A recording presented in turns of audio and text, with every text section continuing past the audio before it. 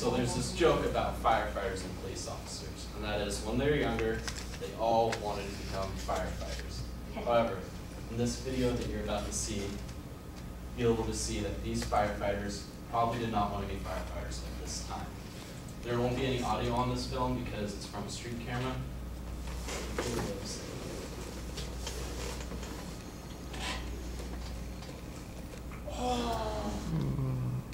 So that's probably the worst thing that could possibly happen as an example of increasing response times. However, there are many things that firefighters do to decrease response times, such as train, prepare, and be safe. For training, it can take years before you're even hired on. What this shows to the recruiters is that you'll be perfect for when the call does come in to eliminate any mistakes. Go back up. Sorry. For preparing, you can save precious seconds on the field, which can end up saving a life in the long run.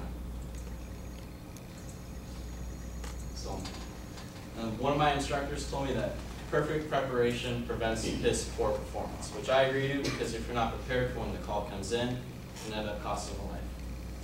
And thirdly, being safe prevents any mistakes from happening, like you saw in the video. It's tragic. It's all very important when it starts to train. So before you actually become a firefighter, you have to go through two main phases, and that is going through EMT school and then the fire academy. You can do this by either paying for it, or what I'm trying to do is go in as a volunteer and have the station pay for you.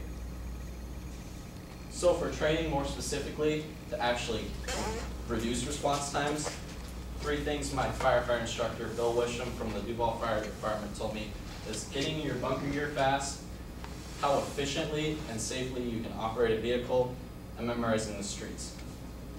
So by law, to get in all your gear, you have to get it under in 2 minutes.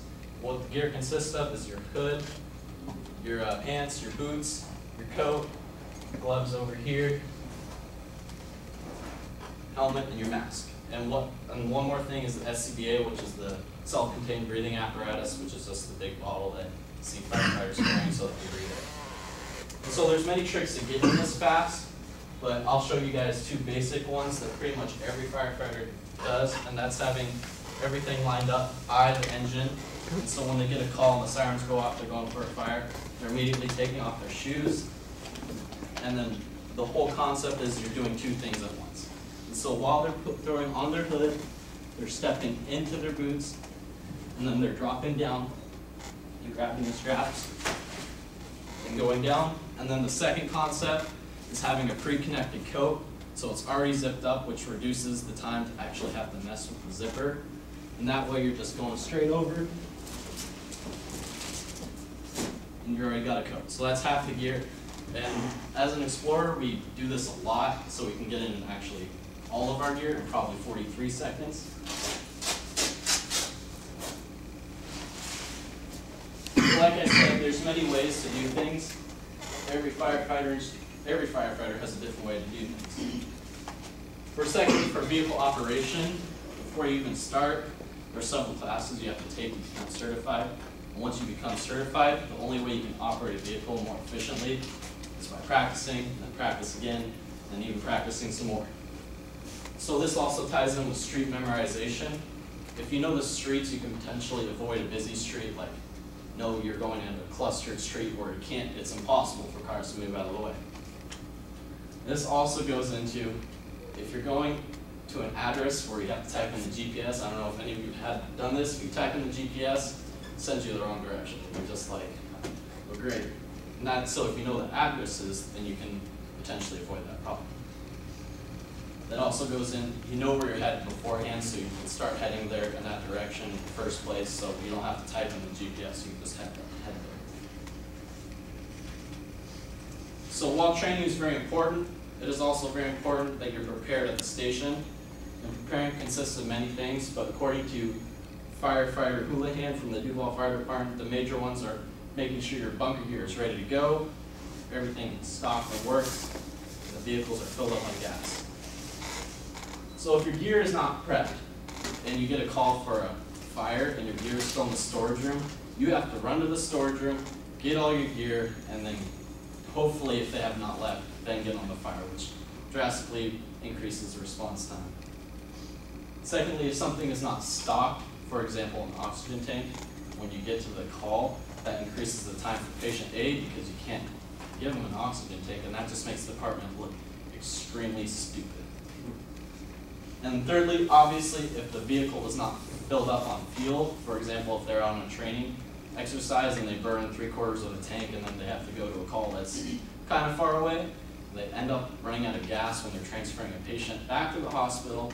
That is also very tragic, and it can make the station look stupid again. So even if you have trained and you have prepared, but you're not safe, you can risk a serious incident. So the 3 major safety issues are, according to Lieutenant Stu with the Duval Fire Department, are being stupid with the vehicle, a lack of focus, and goofing around on call. So like you saw in the video, being dumb with the engine, you risk a lot. And also, I don't know if any of you have been around a fire engine, they're really big, and they're very top heavy, and they can actually get going pretty fast, so if you're moving around a corner really fast, they can't tip over really easy. So a lack of focus, you may be wondering why would a firefighter have a lack of focus. But this can happen, say, they got in their gear perfectly, they prepped everything, they just kind of relax, and they veg head out, and they think they've done everything. And this obviously can put some people in danger and increase the response time. Lastly, everyone loves to have fun, but when they goof around on call, it can risk a lot. Mostly every firefighter knows not to do this, but if they don't stop, it puts other people in danger and increased response times. So in conclusion, if you ever have to call 911, you'll be able to know what firefighters do to reduce response times. However, you also know there are essential times when firefighters cannot screw up because it can end up costing life in the long run.